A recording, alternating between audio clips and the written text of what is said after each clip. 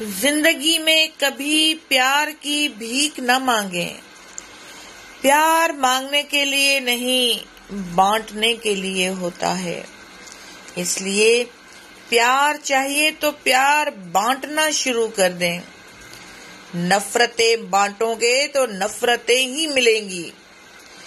رشتے کبھی اپنی موت نہیں مرتے، ان کو مارا جاتا ہے، انا کے ذریعے، بے رخی کے ذریعے، کڑواہٹ کے ذریعے۔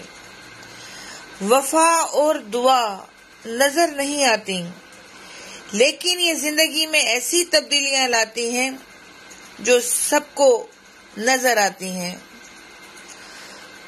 کبھی بھی کسی کے ساتھ زیادہ اٹیچ نہ ہوں، کیونکہ اٹیچمنٹس توقعات کو جنم دیتی ہیں اور توقعات ہمیشہ دکھ دیتی ہیں۔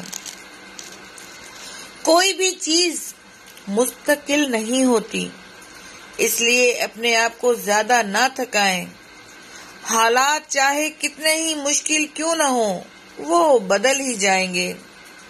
آج اگر برا ہے تو کل اچھا بھی آئے گا، یہ وقت ہی تو ہے، یہ رک تھوڑی جائے گا۔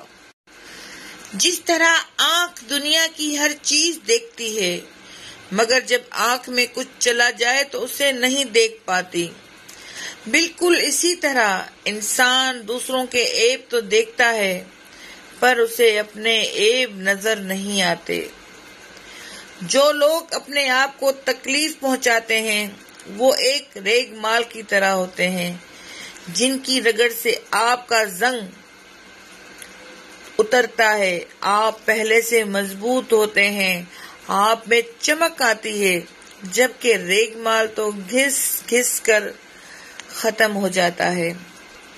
اگر کوئی آپ کو اگنور کرے تو آپ اسے یاد رکھیں اور دوبارہ کبھی زحمت نہ دیں۔